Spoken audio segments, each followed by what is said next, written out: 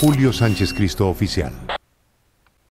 Volvemos a hablar del caso de Alberto Santofimio Botero. La justicia determinó que no había suficientes elementos de juicio para demostrar que Alberto Santofimio actuó como determinador del asesinato de Luis Carlos Galán. En Estados Unidos se habla en esos procesos de la duda razonable.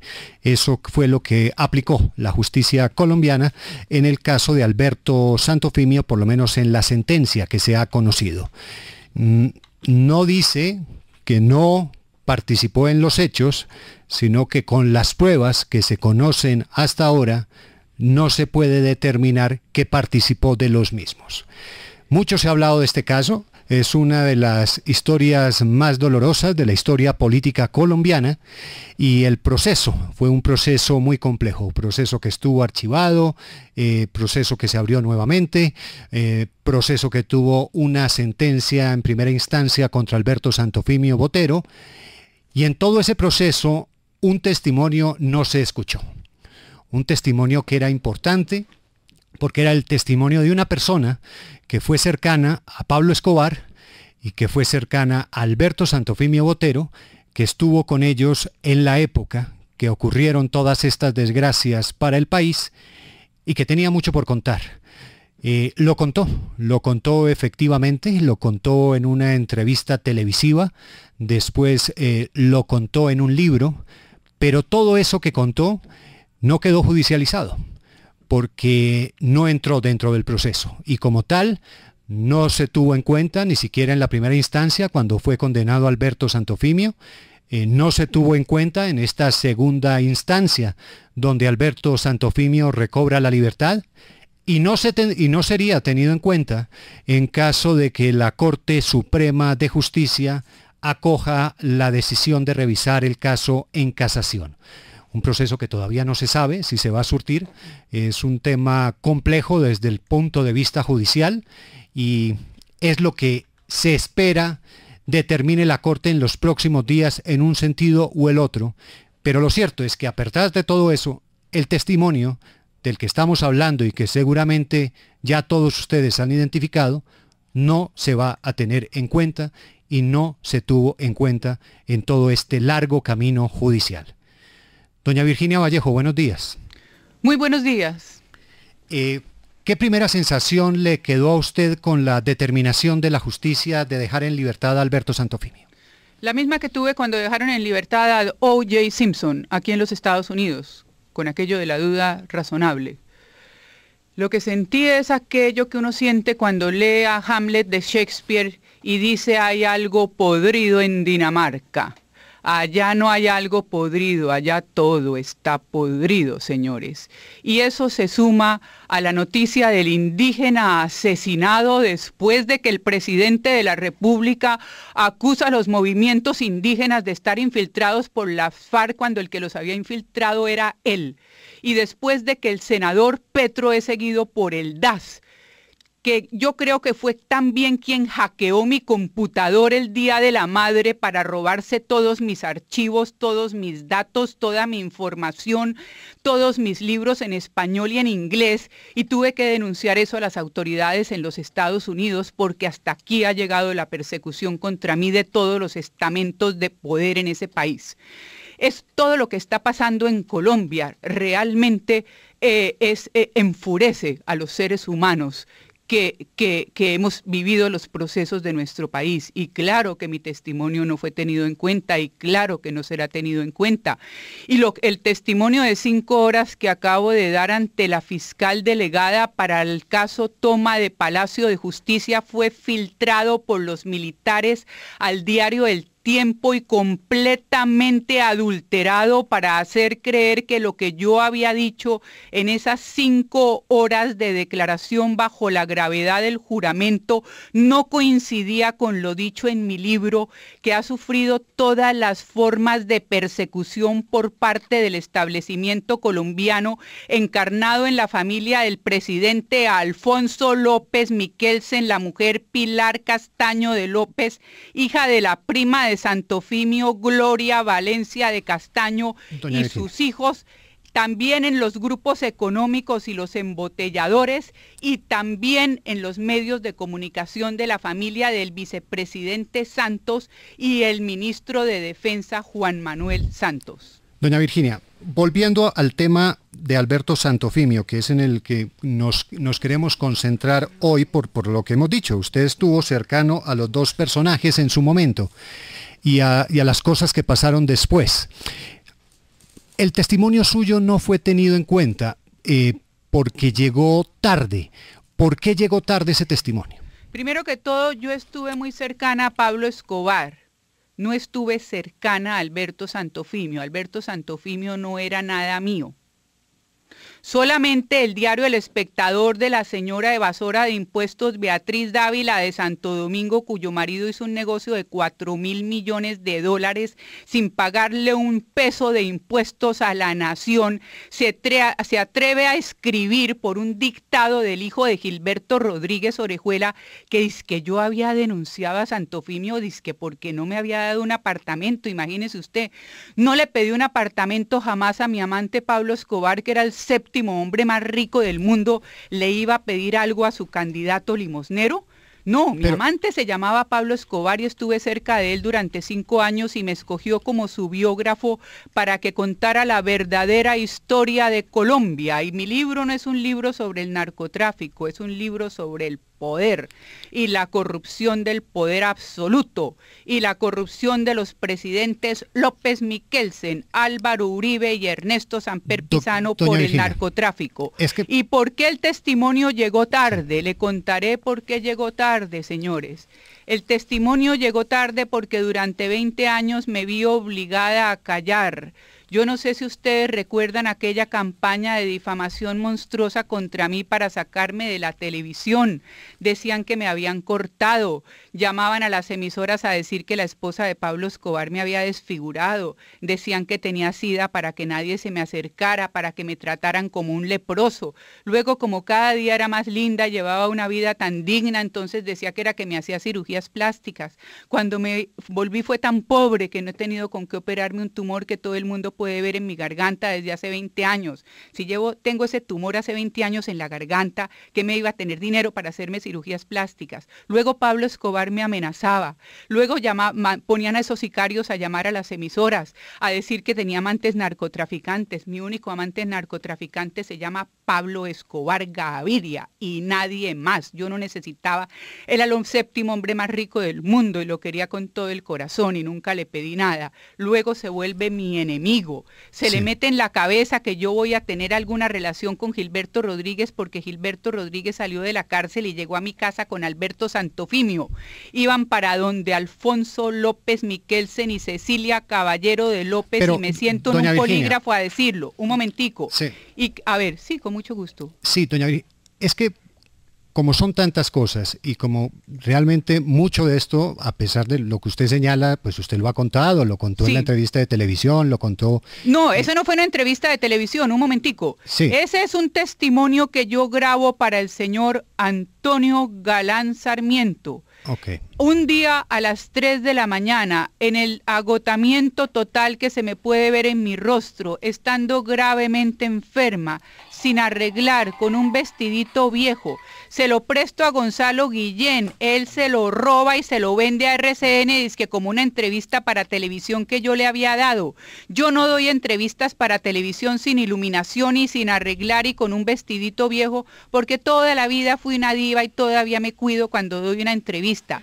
Luego RCN la echó al aire y luego la pusieron en sitios de sexo con menores y de trata de blancas. A ese punto llegó la persecución contra mí, mi testimonio contra la clase política y contra Alberto Santofimio. Tenía 5 tomas porque repetí varias veces, porque quería hacer precisiones, porque llevaba muchos años sin querer pensar en Pablo, ni el sufrimiento que había traído a mi vida, ni la tragedia que había sido mi vida en esos 20 años de silencio obligado. Y tuve que repasar y volver a repetir y cometí algunas imprecisiones y luego cuando ya finalmente llegué a Miami en ese avión de la DEA que me salvó la vida, y pude ver mis notas en mis diccionarios gigantescos de francés y alemán e italiano que las había metido y pude precisar para sentarme a escribir mi libro con todo el rigor en cada palabra, fue que finalmente pude estar absolutamente cierta de cada fecha, de cada palabra, y de cada parte de esa historia impresionante, que es la historia de mi vida y de mi testimonio de lo que Pablo hizo con todos esos sinvergüenzas. O sea, usted lo que nos dice es que el testimonio suyo en torno a estos casos se debe tomar literal en lo que está en el libro. Sé exactamente lo que le acabo de decir a la Corte Suprema de Justicia. Cogieron los señores santos del Ministerio de Defensa y la vicepresidencia de ese gobierno de Álvaro Uribe con los primos de Pablo Escobar, protegidos por Roberto Escobar Gaviria, y adulteraron ese testimonio donde yo decía cómo los verdaderos terroristas de la jornada fueron el ejército, inteligencia militar, que quemó el palacio para desaparecer 1.800 procesos por violaciones de derechos humanos, asesinó a sangre fría a los magistrados para que no quedaran testigos de la carnicería, y finalmente torturó y violó de la manera más salvaje a toda esa gente inocente que sacaron arrastrada de la cafetería del Palacio de Justicia, dizque para averiguar si era cierto que eran guerrilleros y que Pablo les había dado 7 millones de dólares para dar, perdóneme un segundo, para dar con el paradero, dizque de 7 millones de dólares que según ese sicario miserable, Pablo le había dado al M-19 y a los comandantes, lo cual era totalmente falso. ¿Perdón? Sí, lo que quiero dejar claro, como hemos dicho, el testimonio suyo no fue tenido en cuenta en el caso Santofimio Botero. Usted lo que nos dice es que el testimonio suyo sobre el Palacio de Justicia sí está judicializado y a usted le tomaron esa declaración. Está judicializado y en este momento no sé si lo adulteraron. Eso es lo grave, porque El Tiempo lo publicó a pedacitos para atacar al polo democrático, acusando al M-19 de haber recibido dinero de Pablo. Yo no acusé a nadie, yo simplemente cuento la historia. Pablo le dio a Iván Marino $1 millón. La reunión en la que yo estoy presente de Pablo con Iván Marino Ospina, que era uno de los 2 comandantes máximos del M-19, tiene lugar entre 9 y 11 días antes de la muerte de Iván Marino, el 29 de agosto de 1985. Cuando el ejército mata a Iván Marino, esos días después, no sé si fueron 9, 10 o 11, porque yo no apunté la fecha de ese encuentro con ellos, pero lo he revivido en mi memoria 1 millón de veces, porque Pablo me hace creer que a raíz de la muerte de Iván Marino el golpe ha sido abortado. En las claves que él y yo tenemos me hace creer que esa idea de robarse su prontuario del Palacio de Justicia para meterle candela, como hablaba él, para meterle candela, para que no lo pudieran extraditar, sí, había quedado abortado a raíz de la muerte de Iván Marino y que él se tenía que ir para Centroamérica. Solo cuando ocurre ese holocausto y yo veo que el comando que realiza la toma es el comando Iván Marino Ospina y ocurre toda esa carnicería dentro del palacio, es que me doy cuenta pues de que eso no estaba abortado, todo lo contrario. Entonces yo no acusé al M-19, dije Iván Marino recibió $1 millón. Luego los comandantes de la toma, estando todavía vivo Fayad, porque a Fayad lo mataron fue en el 86, los comandantes de la toma, y nombro los 4 comandantes de la toma, y no sé si Álvaro Fayad, recibieron otro $1 millón en armas y explosivos que entraron por la pista de la Hacienda Nápoles y no alcanzaron a llegar completos, y la toma se adelantó porque el M-19 iba a lanzar una proclama protestando por el asesinato de todos los dirigentes de izquierda que se habían acogido al proceso de paz de Belisario y estaban siendo asesinados por el ejército. Entonces, a raíz de eso, perdón. Sí, ¿usted vio reuniones de Pablo Escobar con representantes del M-19 en ese momento? No, el único fue Iván Marino. Cuando yo le describo a la fiscal cómo en el momento en que yo estoy entrando a Nápoles está saliendo el carrito blanco con Álvaro Fayad, que no quería encontrarse conmigo. Cuando Pablo les dice viene para acá Virginia Vallejo, Fayad se va, Iván Marino se queda. Y en mi libro yo cuento por qué Iván Marino se queda. Iván Marino no sabía quién era yo. Iván Marino estaba todo el tiempo en el monte y estaba venía de estar en Libia y él no sabía quién era Virginia Vallejo. Entonces Pablo me toma mucho el pelo con ese asunto de que hay gente que no sabe quién soy yo y me dice, fíjate que hay gente que no tiene ni idea quién eres tú. Y entonces participo en esa reunión, pero en esa reunión ellos no hablan delante mío del plan. Pablo me confiesa después, cuando nos quedamos solos, qué es lo que va a hacer él con Iván Marino y con Fayad. En ningún momento he dicho que los otros comandantes del M-19 estuvieran involucrados. Infortunadamente, están muertos los 4 comandantes de la toma, fueron asesinados allá dentro del palacio por los militares y yo acuso a inteligencia militar, no solamente de toda esa carnicería, sí, sino también de haber suministrado los carnés a los 18 sicarios que asesinaron a Luis Carlos Galán.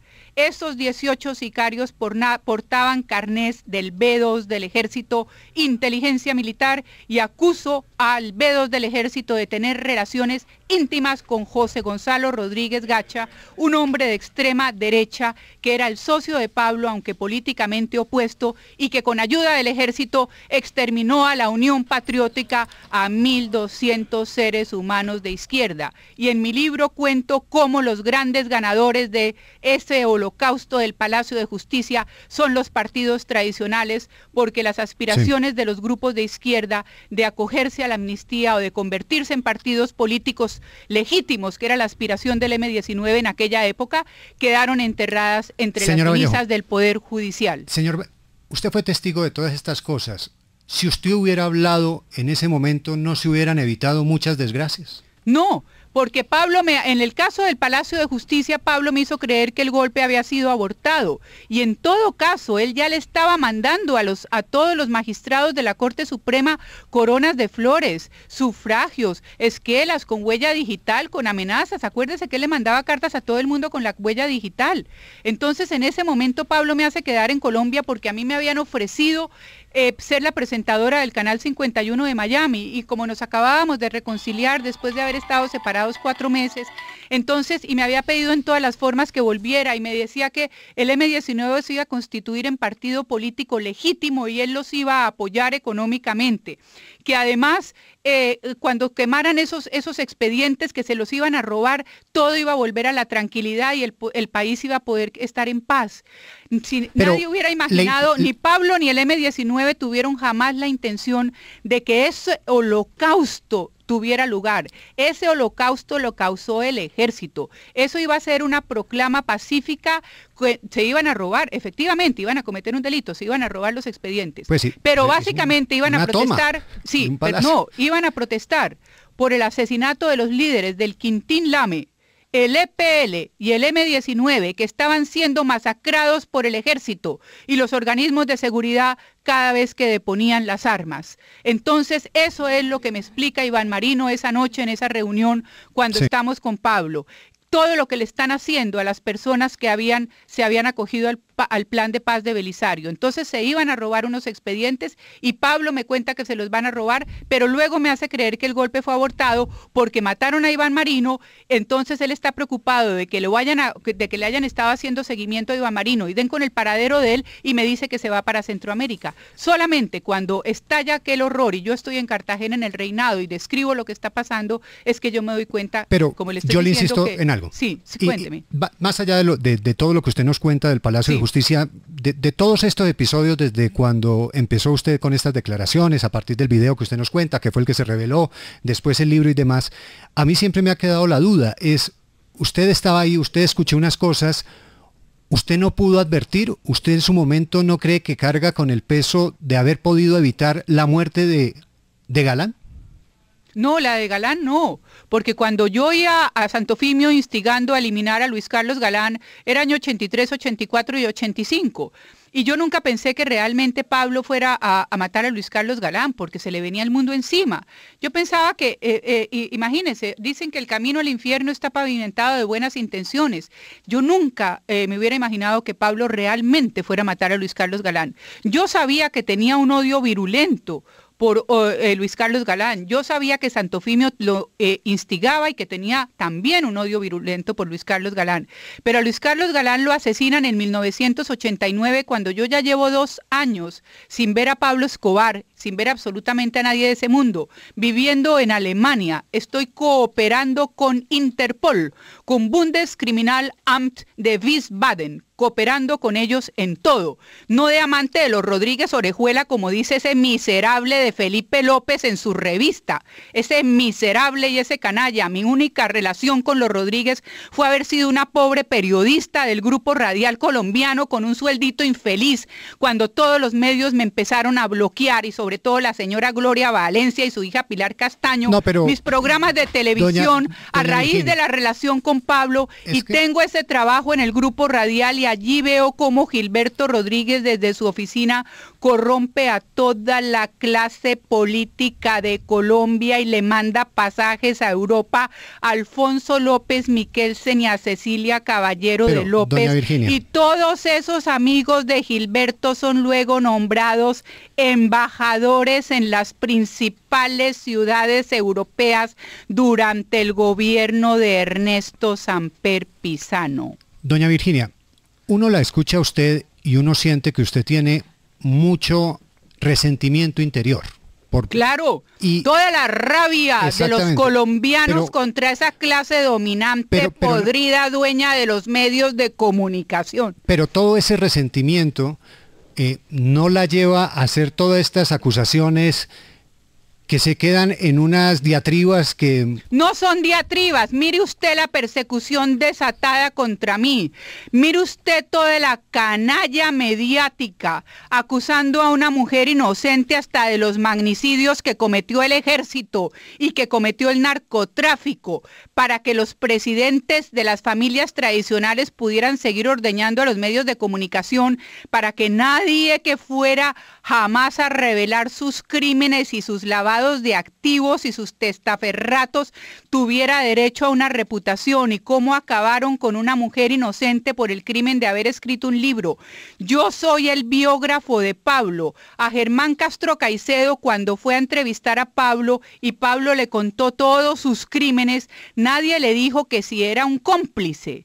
Yo simplemente amaba a aquel hombre, yo escuchaba sus fantasías, hablaba con él, nunca lo vi planear un crimen delante mío, sabía que sentía unos odios viscerales.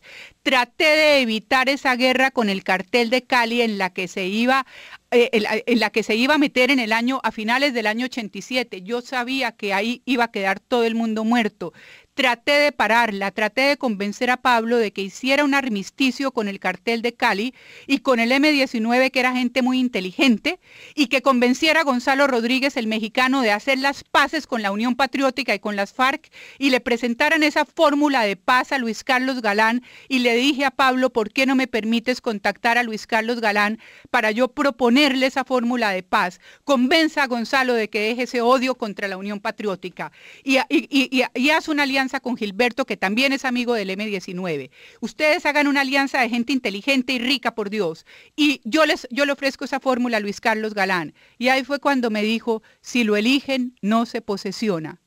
Y ahí fue cuando ya dejé de ver a Pablo, porque me dijo, a partir de ahora las cosas no van a ser con bala, sino con dinamita. Sí, pero hay una cosa que...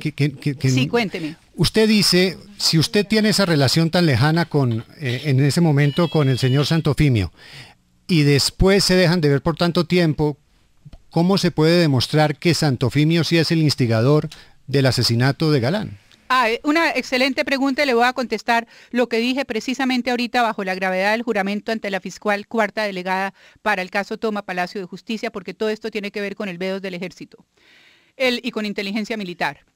Y claro que hablo con ira. ¿Cómo no voy a hablar con ira, señor? Vea usted lo que han hecho conmigo. Usted me dice que por qué callé durante 20 años. Abra internet y vea todas las violaciones a las que me somete esa clase política podrida de Colombia, para que usted vea cómo violar a una mujer todos los días de 1000 maneras. Eso es lo que me hubieran hecho si hubiera abierto la boca cuando estaba en Colombia. Ahora me lo hacen por internet.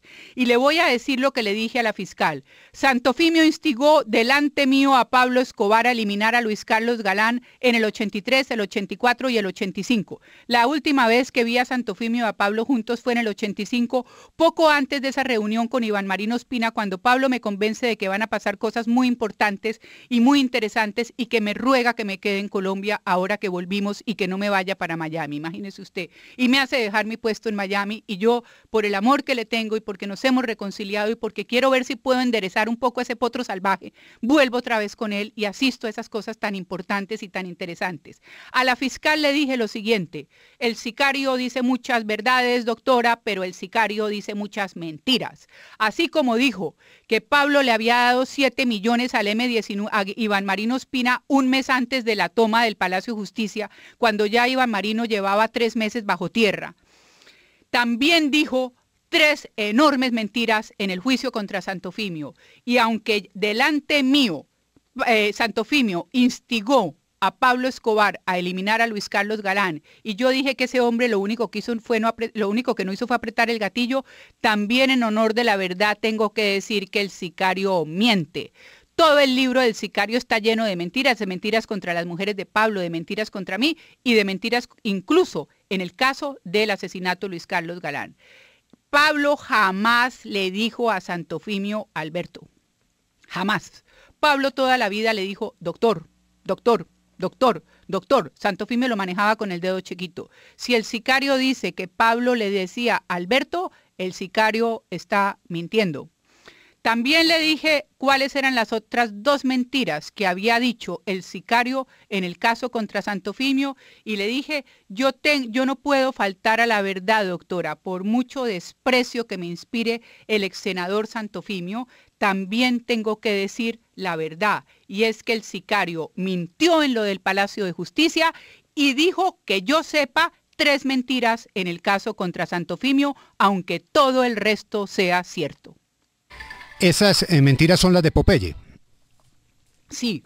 Ahora los medios, El Espectador y los medios de los López y los Santos me comparan a mí con un sicario que ha matado a 500 personas por el crimen de haber amado a Pablo Escobar y por el crimen de ser su biógrafo y por el crimen de cortar la otra cara de la historia de Colombia. Me comparan a mí con un sicario que ha asesinado a 500 personas. Imagínese usted, dice que los conversos. Yo no soy ninguna conversa, yo soy una mujer obligada a guardar silencio. Las amenazas eran que me iban a desfigurar, que me iban a cortar, que me iban a inyectar con sida, que me iban a violar, que me iban a despellejar, que me iban a hacer todo lo que le habían hecho esas pobres personas que sacaron a rastras del Palacio de Justicia y cuyas fotos me mandaron a mí. Me dijeron, esto es lo que le vamos a hacer a usted. Si usted hubiera visto las fotos de esas personas, entendería por qué me vio obligada a callar durante 20 años. Toda esta historia de vergüenza, de dolor, de sufrimiento, de humillación en boca de esas élites del bajo mundo que ya no sé si son los carteles de la droga o las bandas presidenciales de las que yo hablo en la última página de mi libro. Acompáñenos en el canal de YouTube @Julio Sánchez Cristo Oficial.